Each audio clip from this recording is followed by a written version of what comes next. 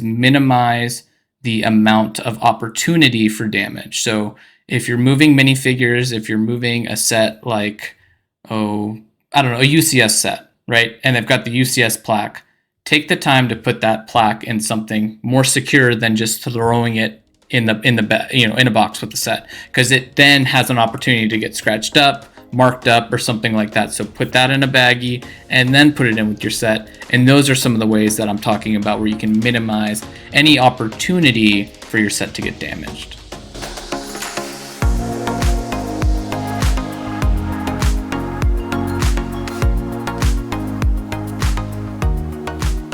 Hello, bricks, chicks, and minifigures. You are listening to AFOLs Welcome, where we talk all things LEGO from the perspective of two adult collectors. We are your co-host. I'm Grinch. And I'm West. And today we'll be talking about how to move with your LEGO collection. It can be pretty overwhelming, so hopefully we can go over just a few tips and tricks, some of our experiences moving, so that you can feel better and more prepared when you have to inevitably move with your LEGO collection at some point in your adult LEGO journey. But before we kind of move on to the exciting LEGO news portion, I did just want to mention that on March... What? Before we move on, pun intended. Oh, haha, before we move on. Yes, we will not be moving right now. We will be staying here. No, but before we get on to the exciting LEGO news, I just wanted to mention that I'll be on this channel, on a Plain Old Grinch YouTube channel. We'll be releasing a kind of video. It's like an hour long of my actual move and how I packed my LEGO collection. So if you want even more details on this kind of topic, there'll be a really good video. It's like a speed build or speed compilation of me actually packing up about a half of my collection, because I kind of decided to make the video halfway through that. So that will be posted on Friday, March 8th. This is today. It's Monday, March 4th. So at the end of this week, you'll be able to see that if you want more information and more details from this conversation. Exciting LEGO news.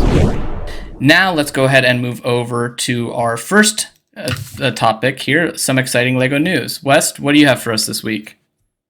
Well, it's March 4th, which means that the March wave of Legos have just been released, and included in them are some really interesting sets and new pieces specifically. The Lego Harry Potter line has released the Ford Anglia as its own unique set, which is kind of interesting because it's the first time we've gotten a car just on its own. For the listeners who are not Lego Harry Potter fans or Harry Potter fans, it's the blue car that Ron and Harry take in the second book. But it's this old English car that flies. So can I ask a question? Yeah, go ahead. Are you excited about that? You know, I am excited to be able to buy it without having to pay for the Whomping Willow or number 4 Privet Drive. So I probably will be picking one up. But included in the set is a new 1x2 cheese wedge. That is the unofficial term for it, but it is essentially like the 1x2 grill plate that is the piece that exists. The graded wedge. Yep, and now it's just a complete flat wedge, and so that's really exciting, and that is also making its debut in some of the new Speed Champion sets as well, which is really exciting, where they also have and Speed Champions for the last few years, and specifically the last year really, has been debuting some very unique and specialized pieces.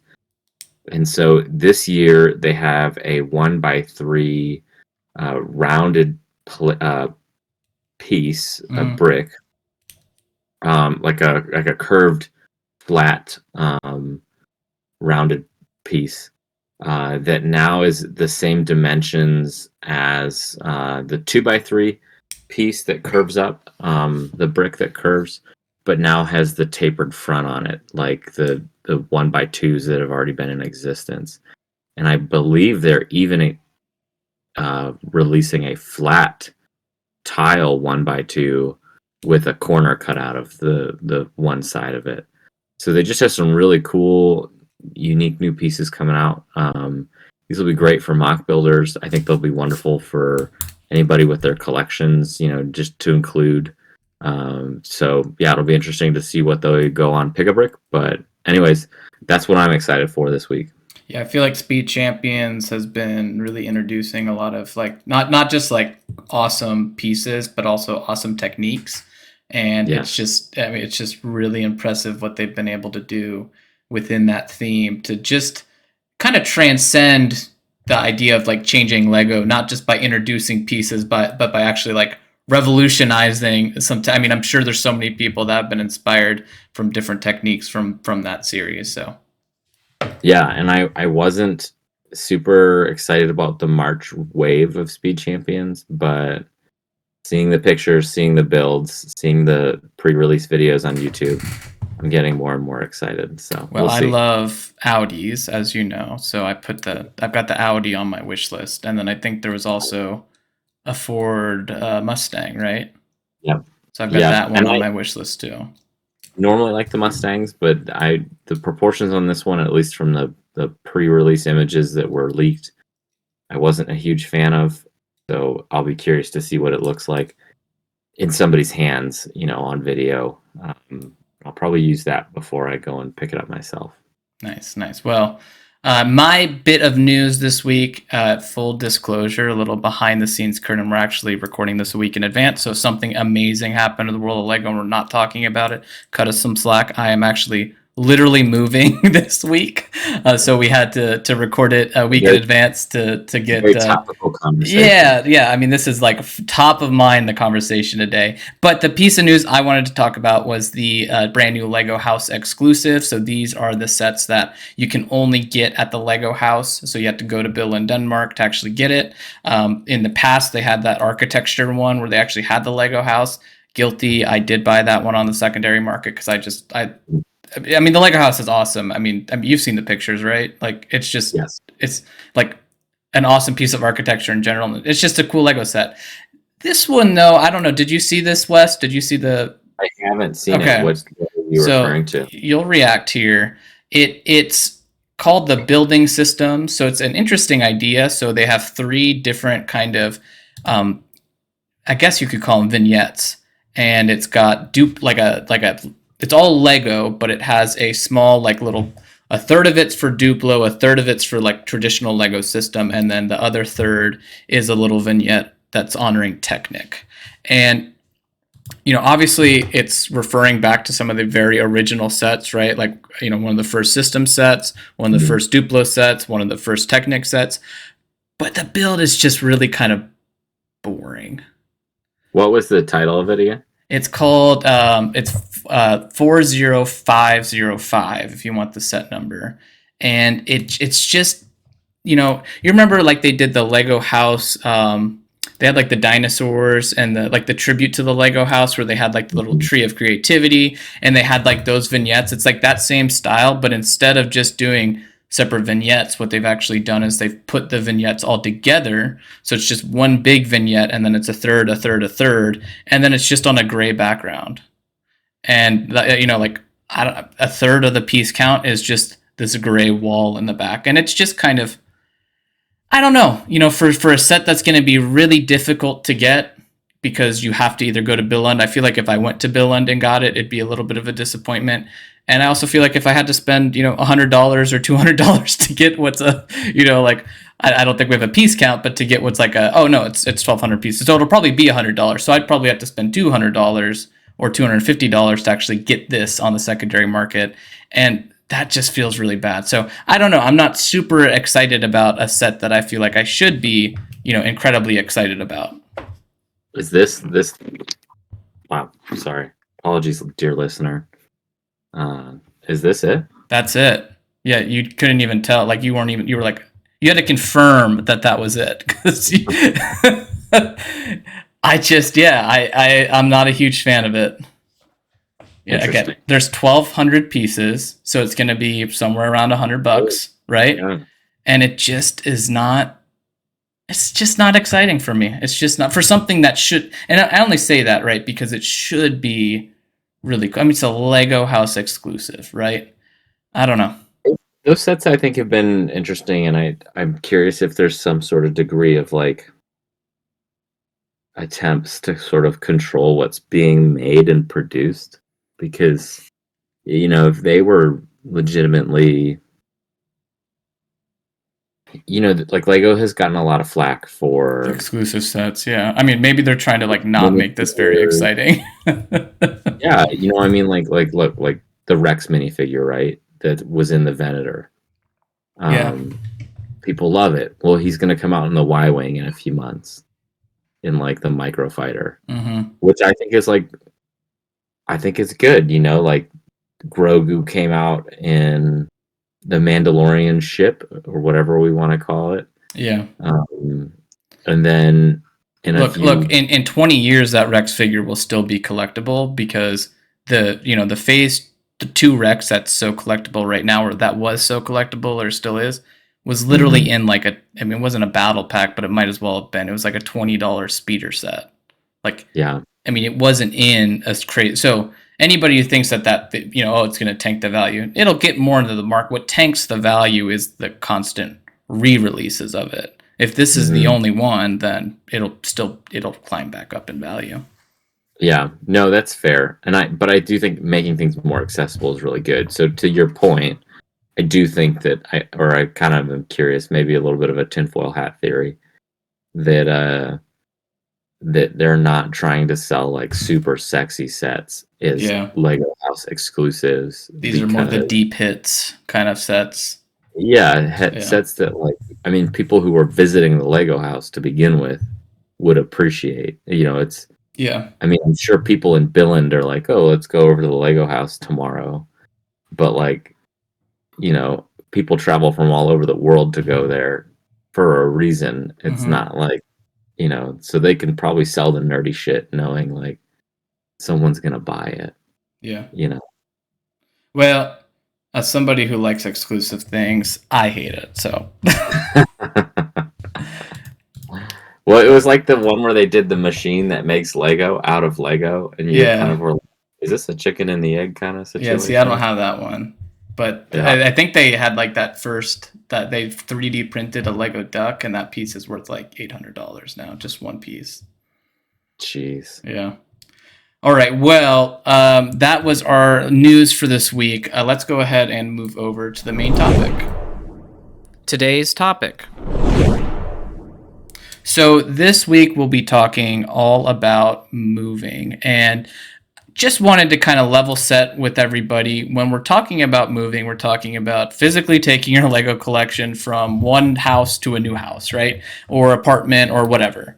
Or maybe even just a storage unit from one storage unit to another. And there's a couple different types of moves, right? There's the I'm moving international, which I don't, West or I don't have any experience with that.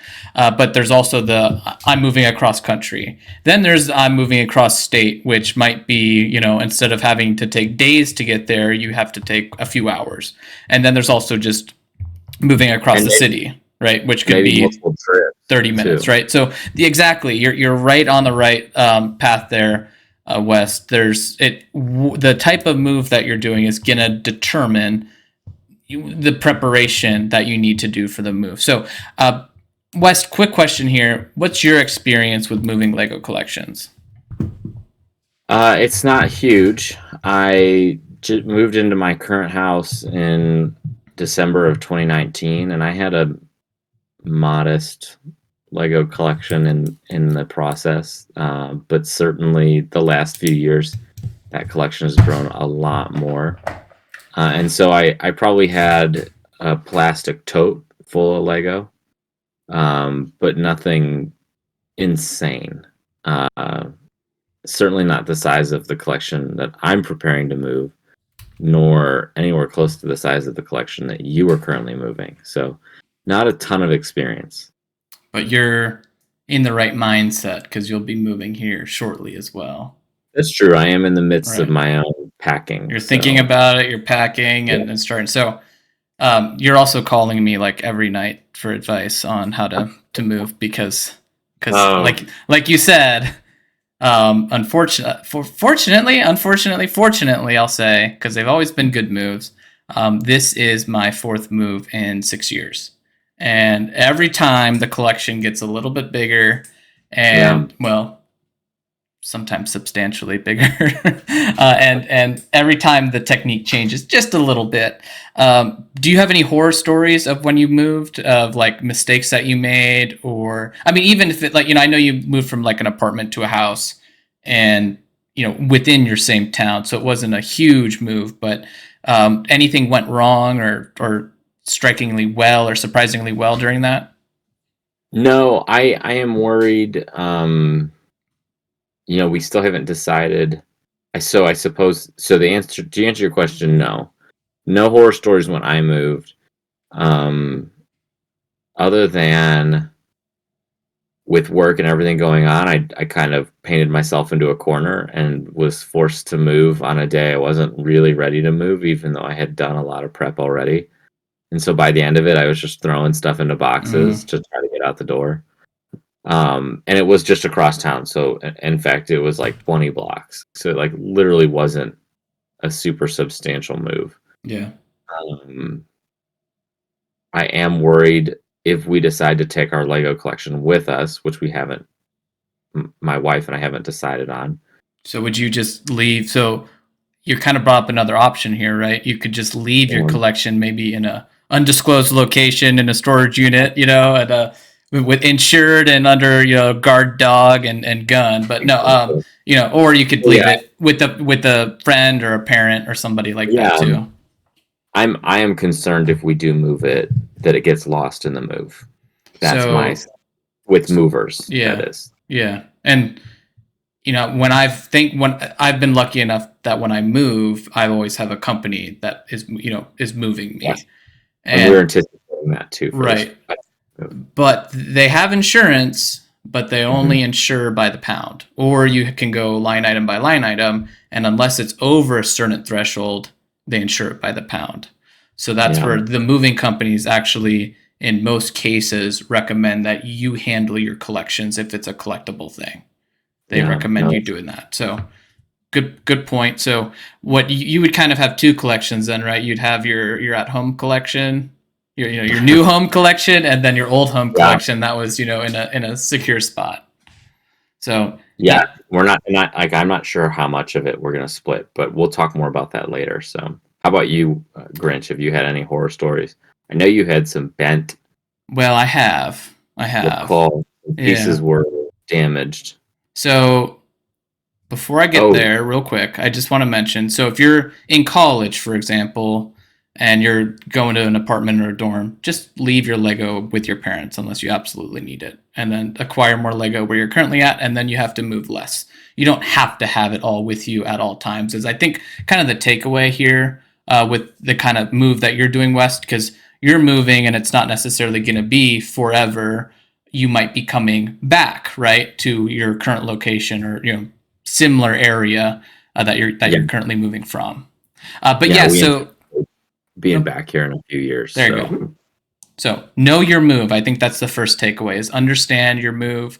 If you're just moving across town, load up your car, make multiple trips from point A to point B, and cut a box in half so that you've just got some lips on the sides of it, and then throw your Lego sets in there so that you just got a nice tray in case any pieces fall off in your actual move.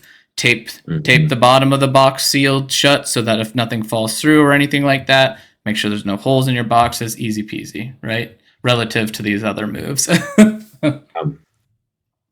So you asked me about horror stories.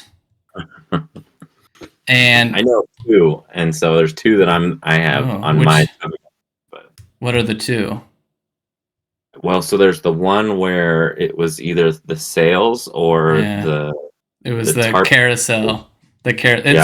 Same material of piece. Yeah.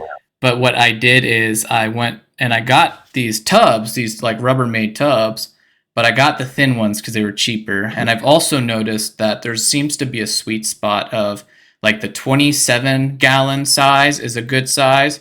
Anything bigger than that, you start to get a really, really long container, and the tops are significantly more fragile and they'll break. And what happened here is I used this was the only move I had to do on like my own, and I use the U-Pack system, which is, like the pods, or, I'm sure other countries have something similar, where they send you a pod and then you pack it up and then they forklift it onto a thing and forklift it onto a truck and then drive it and then forklift it off.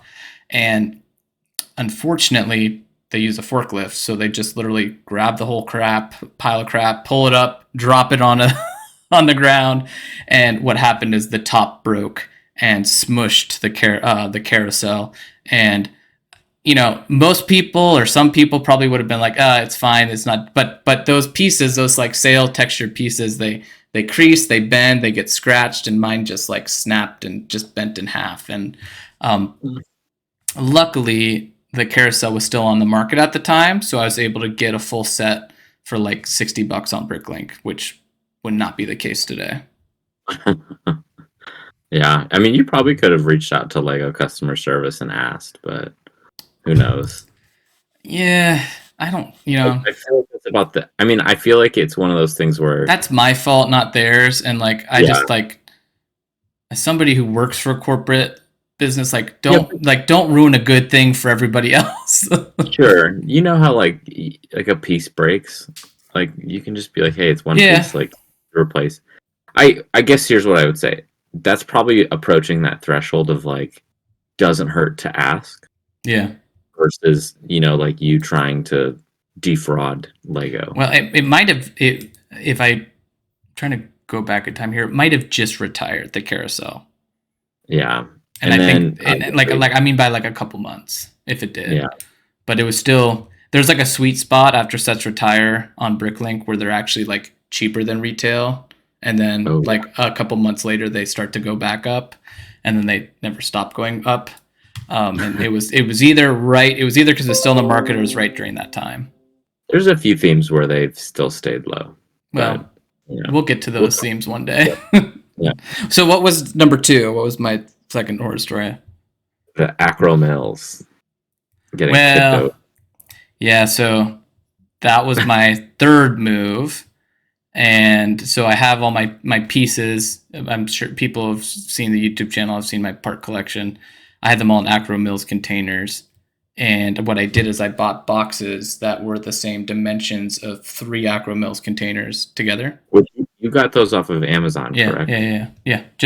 I just measure it, and actually found better boxes this time. The ones that I had last time had like a 5 centimeter, like they had a couple extra centimeters. And these ones are perfect. So I think it was you'll have to send me a link to those new boxes. I think it was like 18 by 18 by 16 or something. Like I'll just send you, because I have it in my order history. Yeah, and we'll maybe for our listeners post that to our show page on Instagram, a link to that as well. And the reason I use this specific dimension, they're a little bit more expensive than your typical box. But the reason I use this specific dimension is because it perfectly fits 3 Acro Mill containers standing up in them perfectly. And it doesn't necessarily stop this from occurring. What happened is they took these boxes and they flipped them all over. And if you have the Acro Mills containers, you know that they're not actually sealed on the back. So I just heard them moving in them, and I just heard like it sounded like those rain machines that we used to have in like kindergarten, like they'd bring out during song time, and like they flip them over and it's like and I was just like, ugh. But thankfully it's just pieces. I mean, pieces can be resorted, right? But I think one thing that's really important is understanding that Murphy's Law, right? Something, if it can go wrong or something can happen, it's going to happen. And even this past time, I didn't include it in my horror stories, but even this past time, I had a couple of pieces break. The Stranger Things set, right? The upside down house has all of those foliage pieces on there, and like those are historically they can just snap. And I lost like 4 or 5 of them. Now, I literally have 50 of them because I just ordered them on Bricklink for like $5, 50 of them as replacements. And that's easy. But it's important to your goal is to just minimize the opportunity for breakage, as well as minimize, any major, thing that's going to break. But just be aware something can always go wrong. And it's not the end of the world if it does. Now, if you've got your sealed Comic-Con minifigure in a blister pack and that could smush, that's on you. You got to put that in another, you got to put that in a box before you put it in the box. So there's, but just know when you're moving literally millions of small pieces, something's going to fall off. One of those pieces might break. If it's a valuable piece, take the time to pack it correctly. Yeah. No, I think that's great advice for the listeners. So let's move over now. We're just going to kind of get right into the main, collect discussion here. And the reason I wanted, I thought we should start with the horror stories is just because it's inevitable. Something bad's going to happen, right? And your goal with the move is to minimize it as much as possible, right? Any of those issues. And I don't think I mentioned this. I've moved 4 times now with my collection. Oh, I did mention it, but 4 separate times, and every single time I wear this like a badge. I'm gonna like get a shirt that says I've moved my Lego collection more times than you. No, but literally 4 times across country too. These have all been really big moves. So I've picked up a few tricks. So number one is minimize the amount of opportunity for damage. So if you're moving minifigures, if you're moving a set like, I don't know, a UCS set, right? And they've got the UCS plaque. Take the time to put that plaque in something more secure than just throwing it in a box with the set, because it then has an opportunity to get scratched up, marked up, or something like that. So put that in a baggie and then put it in with your set. And those are some of the ways that I'm talking about where you can minimize any opportunity for your set to get damaged. Yeah, I mean, Lego takes that approach themselves, right? By packaging stickers in separate cardboard containers with the instructions. If it's a big enough sticker sheet, they will put like the window pieces in their own separate bags to keep from getting scuffed up. So if Lego does it, it's probably not a bad idea for us to explore that as well. Yeah, and continuing with that theme, some of the stuff that Lego does is they don't ship you the set built. Obviously, that's not the point. So they ship it all in tiny little pieces. And if you want it to, have the most perfectly efficient packing process, it would be take apart every single set. So if you have 5 sets, 10 sets, that's totally doable, right? When you have 500 sets, 1,000 sets, that's not doable. Anything you do on one end, you have to redo on the other end. So that's something else to keep in mind here, is that you're not just packing it, you're also unpacking it. Yeah. No, I think that's great. And so the set that really comes to mind where I know Millennium Falcon. Yes, and it's the approach that I'm going to take as well, is the UCS Millennium Falcon, and I think I'm going to have to take it apart. Mrs. West has already said, "Hey, let's turn it into a date night. We'll open up a bottle of wine and turn on some, something on Netflix, and we'll just take apart the Millennium Falcon." That's a pretty big set. You might need 2 bottles of wine. That's fair. Yeah, I might need like the extended Lord of the Rings trilogy right there. And actually, when we did it, it really didn't. It's a lot quicker to take apart a set than it is to put it together. I think it maybe took us 2 hours. Yeah. But that's one opportunity, or one option. But you also have not rebuilt it yet, have you? And I'm not going to. Which, it's a wonderful set, but there's a cost to those bigger sets, and that is the pain that it takes to move them. So. Yep, exactly. And another big set, for example, the microscale Hogwarts Castle. Not the new one that just came out, the original nanoscale, whatever you want to call it. It's really important to understand the set that you're moving. So when you go to pack it, that set cuts right down the middle. It literally comes apart. So that's a really easy place that you can just separate the set, take all the small pieces off the tops, take all the fragile pieces off, throw those in a bag, and then you still have the majority of the set there, and then you can pack that set just like that, one side and then another side. Whereas the Millennium Falcon that you're talking about, they don't have a box that's big enough. And from my experiences with boxes that are larger, even if they did, I can promise you that top would break and that thing would just get smashed. Yeah. Well, while you're on that topic, and you had mentioned the 27-gallon bins, one of the bins that we're using, and it's been all over social media for like home storage, but works really HDX. well. Not the HDX, but the Costco Oh, black it's the Home tote. Depot version's called HDX. Yeah, I use the Home Depot ones.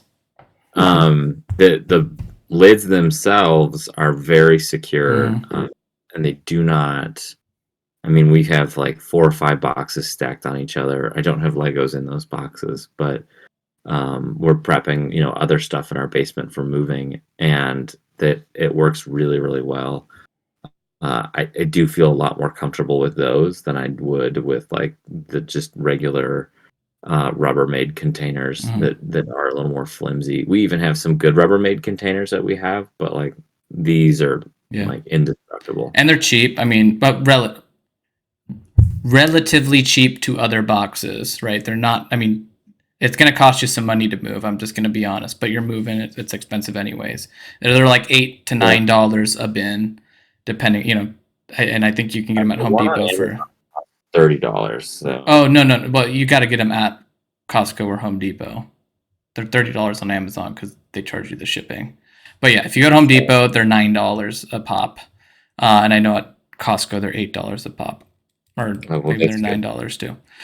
But that's a perfect example, and you'll actually see that come to life in my video that comes out, where I'm actually packing my collection into those bins. Um, I won't get into too much detail on there, but essentially on that in this discussion, I would encourage you to watch the video for like a full kind of detail on how to do that. But essentially, what you do is you just take your set, and if you can get it into a bag, great. If not, saran wrap it. So that half of Hogwarts, what I did is I got that bin. I took half of Hogwarts. I took all the small pieces off. I grabbed those. There's the little trees on it, the little tops of the buildings. I take those off, throw them in a baggie, put them in the set, and then I saran wrap it. And then I take that saran wrap set and I put it in that bin. And then I take smaller sets or even the other half, put it on the other side of it, and then I fill in the holes with sets that are in gallon and 2 gallon bags. 2 gallon bags will become your favorite. I think you can get 100 of those on Amazon for like $20. And those are really good because you can fit most of a set in there typically. Usually a Lego set can fit, I mean 90% of Lego sets can fit in one of those 2 gallon bags. So that's the Yeah. perfect size bag in my opinion for that. But you can use those and then gallons. Yeah, those are literally what I started with. Just taking, speed champions and stuff. For those, I'd put 3 or 4 sets in a gallon bag, just because I Oh could. no.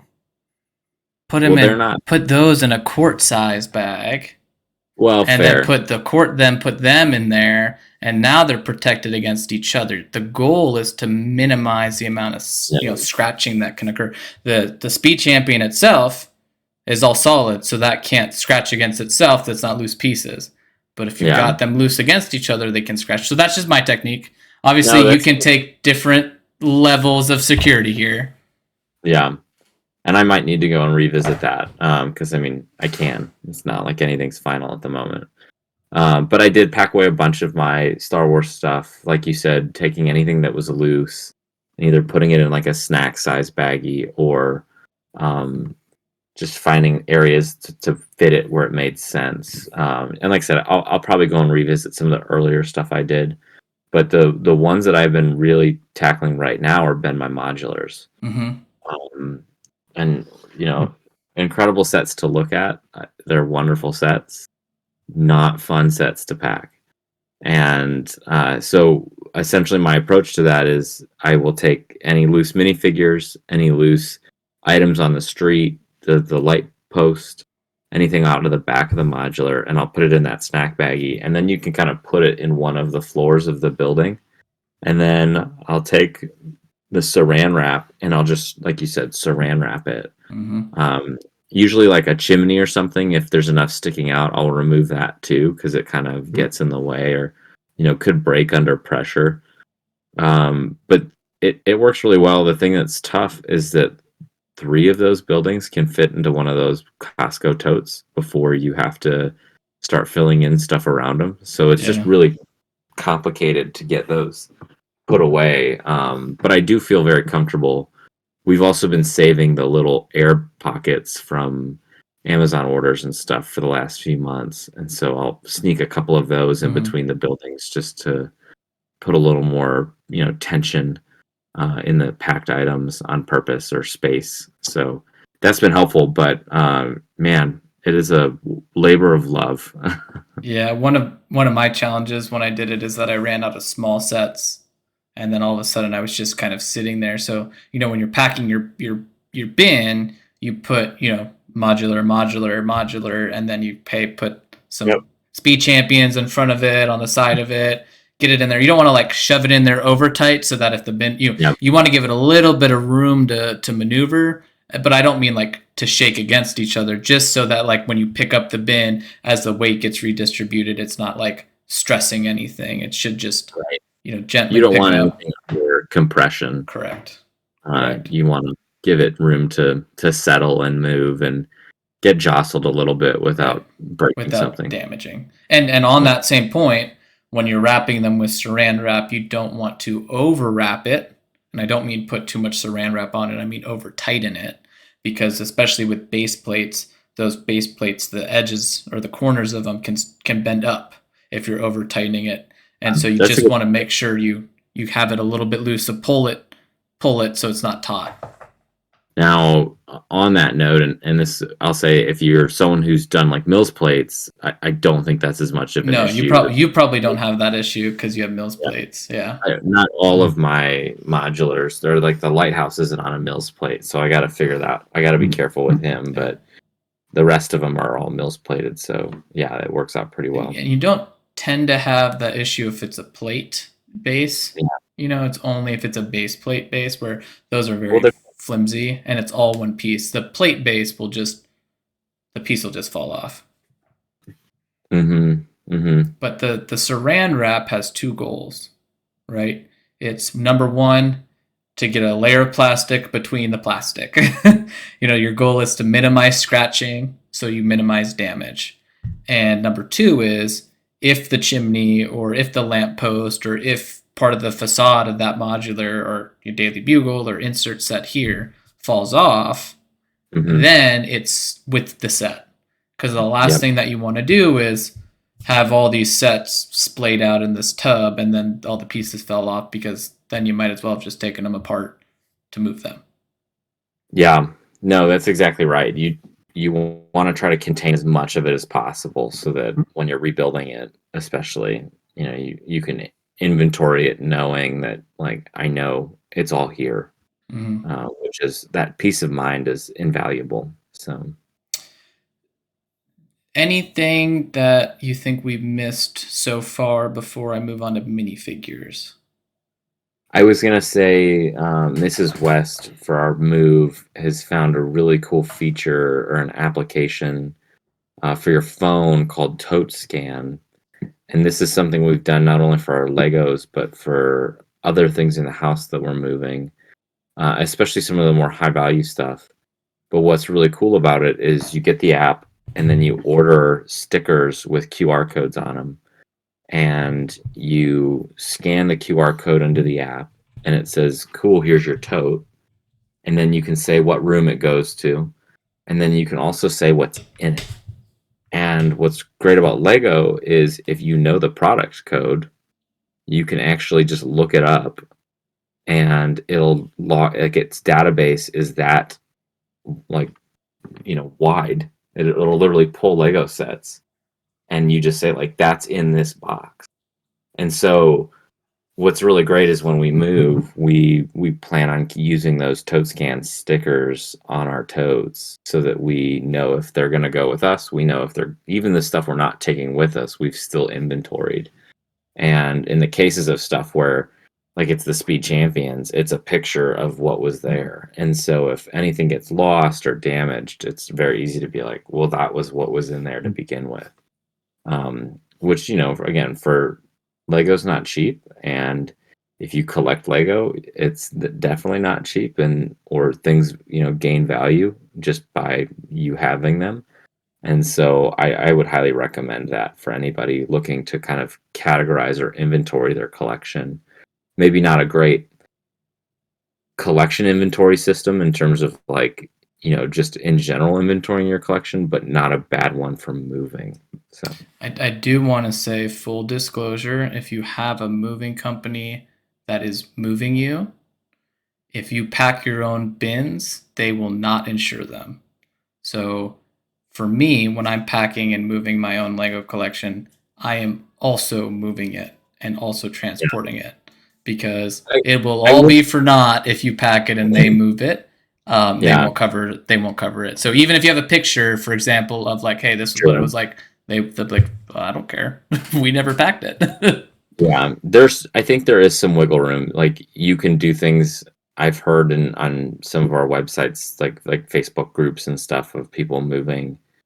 That if you kind of leave the box like half packed or mostly packed, and they kind of just like there's sort of like a line where it's like they'll accept it or they'll not. So but to your point, and I think for anyone who's listening, who's thinking about moving or going through this themselves, ask the moving Mhm. company, make sure that's very clear. Never assume. Right, you put that collection into their hands and assume that like, well, they're insured, so like I'll be fine. And like you said, Grinch, like the moving companies could be, the insurance could be by weight. Well, the Lego Winter Village collection doesn't weigh a lot and probably doesn't breach the threshold for their line Oh, item it's $10 a insurance. pound, I think, right? That the insurance Yeah, at. So and like, let's be say real. it's 20 pounds, then that's $200. That will get you Yeah. the two latest Winter Village sets. Oh, my heart hurts just thinking about that. But Four um, times I've done this, West. 4 times. yeah, no, I hear you. And so I think again for the listener who's out there experiencing that, like it's something to keep in mind is that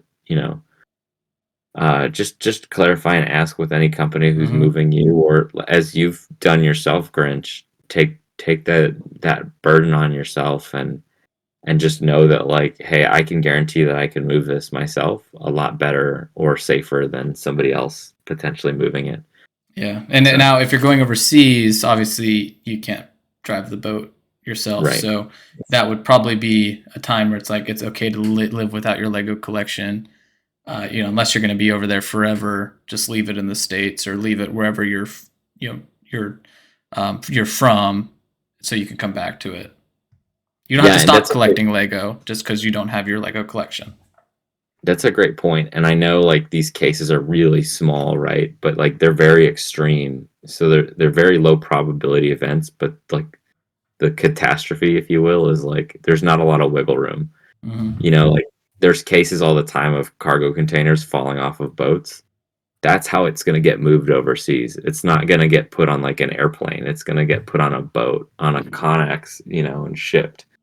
And so when that happens, like they don't. It's not like they turn the boat around and they're like, oh, we lost a container. Go get the Like, scuba divers.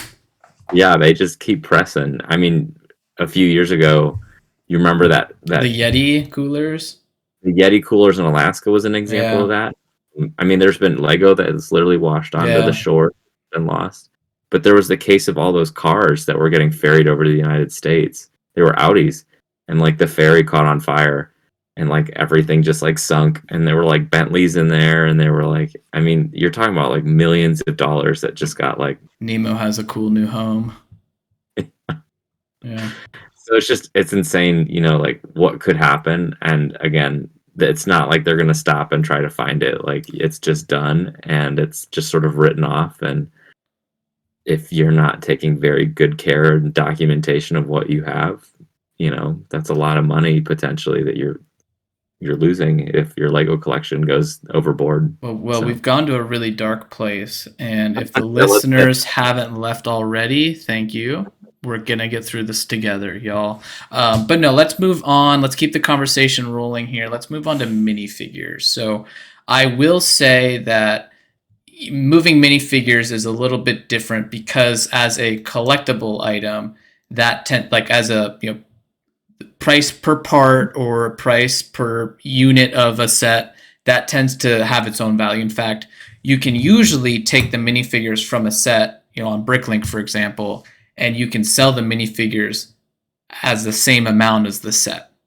The set, so if a set retailed for $80 or whatever, you typically, if it had 4 minifigures, you'll find that those minifigures can range from like anywhere from like $5 to $20, and it usually gets you almost to the same value as the set. That's because as a reseller, that's what those are the desirable pieces, right? So if you're buying a set and reselling it, you got to make sure you get your money back at least, and you do that through the minifigures. But that being said, that also means it's that expensive to repurchase minifigures if they get damaged. So when Grant, are you implying that the 1x2s in the set are not as valuable as the minifigures?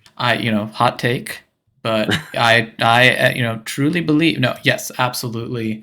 And it just means that you need to be a little bit more careful with moving minifigures. Now, think of a set off the top of my head, the Snow Speeder.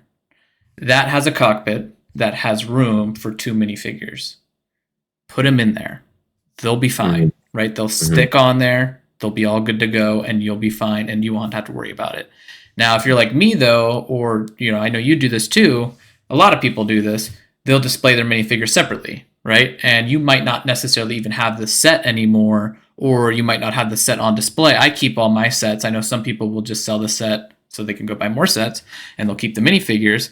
But if you don't have the set, or if you don't have it on display or whatever, and you're just trying to move the minifigures, what I do here is I take the minifigures, I go onto Amazon, and I buy the little, what are they, 5 mil bags or something like that. They're just the tiny bags that are like 2 inches by 3 inches. The same bags that if you've ever bought a minifigure on Bricklink before, you get the minifigure in those bags. And I put them in there. And then I put them, all in their own individual bag, and then I throw them in a gallon-sized bag. And then when I pack them, I'll actually pack them, on the top of the collection. So I'll get the modulars in there, get the Speed Champion sets in there, and then I'll use them as filler on the top. And that way they're just nice and secure. Again, you don't want the minifigures just all thrown into one big bag, because they'll just, they'll sit there with their hands and whatever, and they'll just start scratching each other. They'll get little micro scratches just from being moved around. Just like what happens when you buy a Lego set, right? I mean, Wes, how many times have you bought a Lego set and you get a brand new minifigure and like part of the mouth is scratched off or something like that, because it just happens in the box? Yeah, that's pretty rare for me, but you do see things like, and it's commonly pointed out on YouTube, like the transparent pieces with the scratches on them. So now I did take a little bit of a different approach for my minifigures this go around. I had a lot of pick-a-brick cups that were still floating around, and I have other small plastic jars with lids on them that are fairly robust, and I don't, I don't foresee them getting like jostled or anything. And so I have, for example, like one of the ones I have was like a bunch of 501st Clone Troopers from the 501st Battle Pack. I have them all in one of those little plastic jars. There's a lid on it. I'm not super worried about them getting scratched up in the move. So Wes, next time you're driving, I want you to get a bowl of water for me, and I want you to just put it right there on your console. You just tell me if anything gets wet. I mean, that's fair. You're gonna make me go and read. If you pack them tight enough, if they're in there tight enough, yeah, they'll probably be okay. I mean, give it a good shake, and if nothing moves, you're probably fine. But if a blaster pops out of somebody's hand, if something like that happens, and you start shaking that can around, remember that rain stick. Yeah. No, that'll be right. Minifigure. Heads will roll. But I know probably why you're doing it that way, because you don't want to waste all the plastic bags. I get it. But you can reuse the plastic bags, right? No, and I think for the listener, that's a really great point, which is that, the investment you spend on those gallon bags, those 2-gallon bags. Do not throw them Like, away. They are no, totally fine. You don't no, have to go put your lunch in it the next day, but keep them. right? Yeah, put it in a bin when you're done with your move and just say, hey, this is my Lego box full of plastic bags to resort everything into before we go. So I had another kind of question. Are we done with the minifigures, or there's more that you want to chat No, on that that? was pretty much it. I just take an extra layer of precaution with them, um, just because every minifigure is guaranteed to have at least one printed piece, right? Be it the Yeah. face, the torso, the legs, right? Probably two. Nowadays, you can probably assume three with arm printing, right? Like most of those pieces are going to have printing, so you just want to take an extra bit of caution, especially because unlike a plant foliage piece that's dark blue from Stranger Things, you know, my Scuba Man Iron Man minifigure that's like $80 now is much more difficult to replace. Yeah, absolutely. No, I think that's really good advice. One of the things that we hadn't chatted on yet is, I mean, and so this is something that I'm facing. I have the Razor Crest set, the not Mm-hmm. the UCS one, but the minifigure scale or the play I know where scale. you're going with this, and I think you should just give me that box. Oh, I think you're gonna get the box, but that's not the point Yes. I'm getting at. West has one of I'm the original boxes that says the Razor Crest on it before they had to like redo the boxes because some company like copyright that, and then Lego got. I don't know if they got in trouble, but they had to change the name right to like Yeah, Mandalorian ship. I think they did. Yeah, yeah. Yeah. Um, which I also found out my stickers on the Orient Express are the flame orange ones too, like Jang's. So I need to ask for new stickers too. You can just Uh, do bricks and pieces. You don't have to call them. They'll say it's out of stock, but that's just so that people can't yeah, just order them off the rip, so they can control it better. no, no, that's fair. Anyways, I'm actually just taking apart the Razor Crest, and I'm not even taking it apart like the UCS. I'm parting it out, and there's a few other sets that I have kind of sitting in my chop shop parking lot, if Mm-hmm. you will, that I'm just like, I like these sets. They're nice, but like in terms of like collectability or like my curating my display or whatever, like it doesn't really. I don't have a Mandalorian section. The Razor Crest got destroyed. Like, I mean, sometimes it's time to move on. I mean, moving is a yeah, perfect time to like also curate your collect. I mean, I feel like whenever I move, I like get it all moved, I get it all set up, and then I like don't touch Lego for like a month because I literally spent the last month going through every single set, getting them all set up again, deciding if um, I'm gonna have them set up or not, taking them apart if I don't. Like it's just a blitz. I mean, and that's just how I do it. I just like to get done with stuff, but yeah, it's a good opportunity to kind of like revisit your collection and decide like, am I gonna display this set on the other end? If not, take it apart. It yeah, transports part it out. better. Yeah. Yeah, absolutely. And like you said, if you have containers like Acro Mills or whatever that you can store stuff into, it's a lot easier Hmm. to ship it that way than it is to ship it as a set itself. So, I will um, say when it comes to the Acro Mill containers, it may be worth getting not sandwich bags, snack bags, and dumping the mm, pieces into a snack bag and then throwing it back in there and closing it.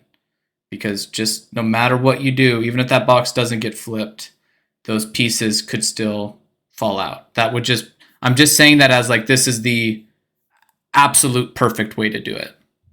yeah, I have a few of my Acro Mills pulls. The drawers are more or less at capacity. The one So. with all the baguettes. No, the baguette one is not completely full, but it's Because been you put it in a bigger drawer. yes.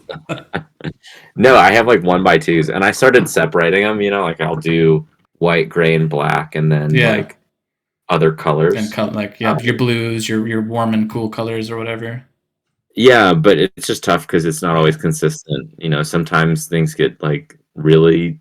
separated, and then other times they don't. And so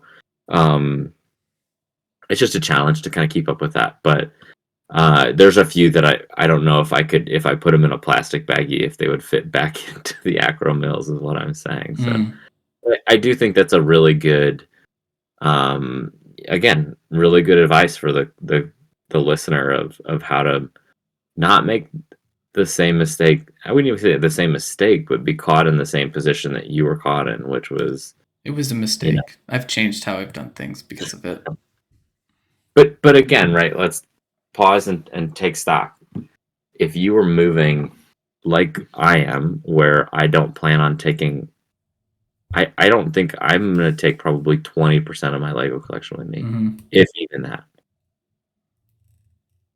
Why not put everything in your acro mills into baggies? Yeah, like it keeps the dust. Well, they're in a box, so the dust won't be in there. But they'll store better. Yeah. If someone accidentally tips the box upside down. I mean, I'm planning on storing my stuff, I think, with our parents. You never know.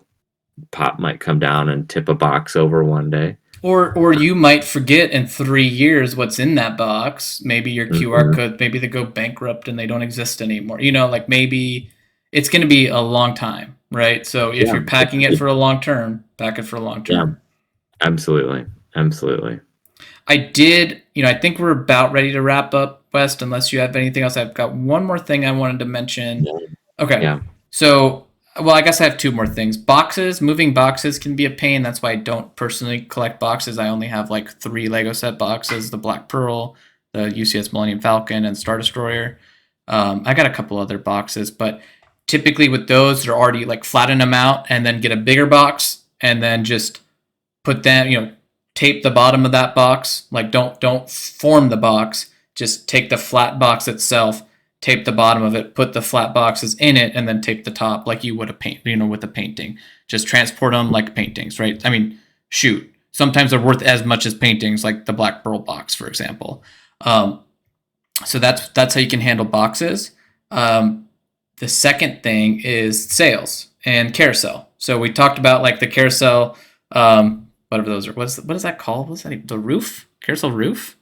I feel like there's probably a technical term for that. Well, they kind of look like tents, like tent flaps. Yeah.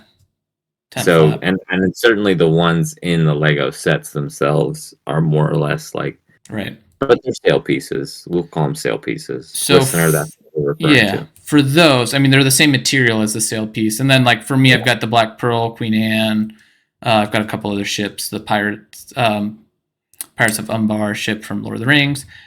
Those pieces, I'll take a piece of cardboard, I'll cut it to size, whatever size I need, cut another piece to that same size, and then I'll just put the sails in a bag, and then I'll put them in the cardboard on each side, and I'll just tape it secure. I use the bag just in case any water or anything leaks into it, keep them waterproof, and then the cardboard acts as just like an exoskeleton around it so that they don't bend and they don't break. And then that way, if a bin top does break, for example, it's gonna only damage the set. I'll have to put the set back together and won't damage the fragile pieces.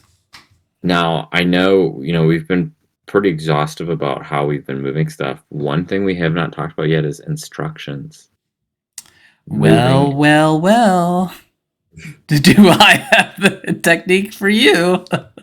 Go watch my video on how to store your Lego instructions, and then bam, you don't even have to store them, or you don't have to move them. They're already set to go.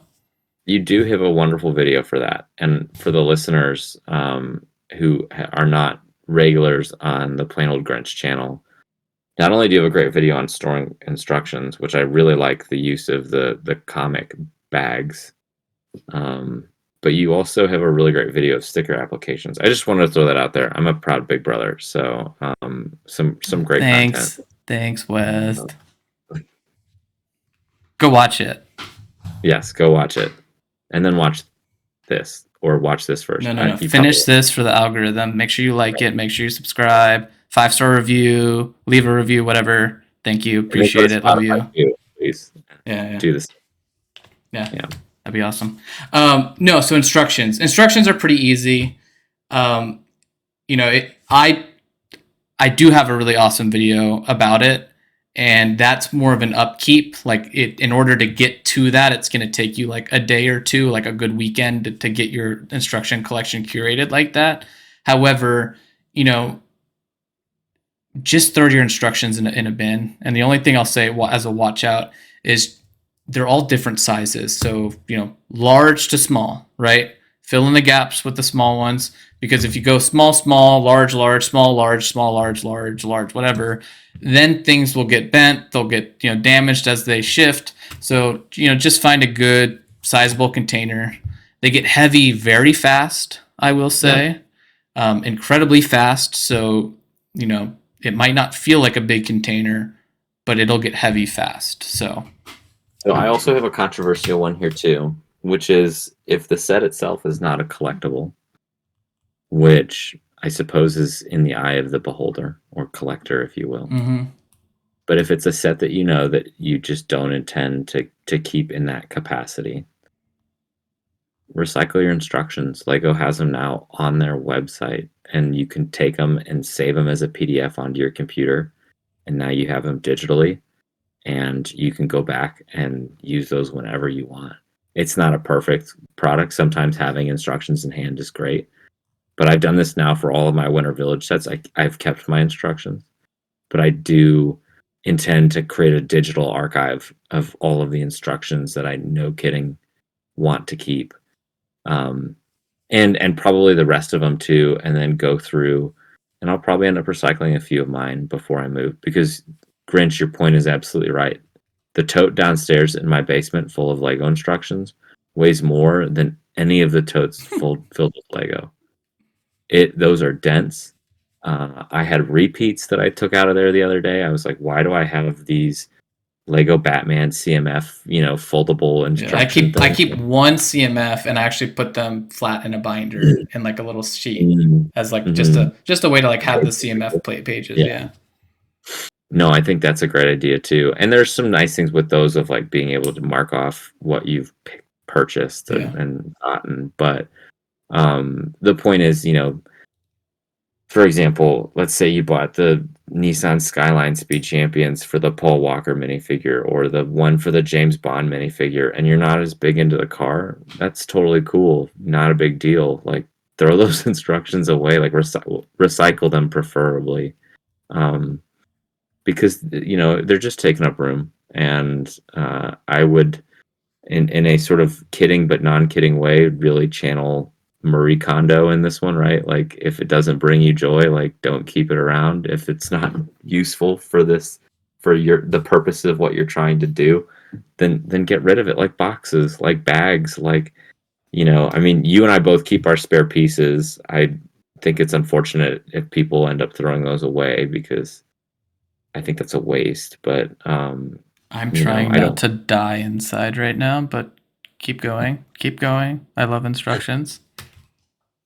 Well, I know you do, and I like them too. But like I said, if it's a set that you different strokes for different folks, it's all good. Fair enough. So I tend to be more. West will also, you like to you like to kind of mess around with your Lego sets too, and like alternate. Oh my gosh, I cannot think of the word. I'm like modify them. Thank you. Wes likes to modify his Lego sets, and I just cringe at that thought. So, everybody Legos differently, and that's okay. And we're gonna have a conversation about that, because I think there's I don't even know what topic that would fall under. Listener, maybe you can assist us with this. If we put it under our realisms, topic for a future episode, if we put it under our scale discussion, we could put it under things that trigger Grinch Part 1. Yeah, no, we'll start with throwing out your Lego instructions, and then we'll move on to modifying your Lego sets. I do personalize them a little bit. Yeah, like you put blue nail polish on your little brother's clone troopers and then ruin them. I was trying to make them look really cool, and I didn't do a great job. I'm, not very practiced with nail polish, believe it or not. So lies. maybe West Jr. will change that in the future. I might be painting more nails in the future, but until then, it's yeah. So, anyways, we're getting way off topic here. We're off topic. I think we should move on Yes, to Grinch, our next or segment yours. here. What are we building? West, what did you build this week? I got nothing. Nothing. Nothing. Is it because we recorded these 2 days apart? Well, I prepared for this because I didn't want to say I had nothing. I had a long week, and you mentioned that sticker video. I actually used the Jurassic Park Visitor Center because I had it handy, and I never completed it because I was just trying to get the video out. So I just used it to do like what I needed to with the video as like B-roll, and so I completed it. So I did that. Haha, thank you. See, even when you move, you can build Lego. No, but I've been buying a lot of Lego because I've been moving. It's like, for me, it's just like a good time to like continue the collection, even though it's probably the least opportune time to continue the collection. But so I built that, and I've got to pack it now before I move in a couple days.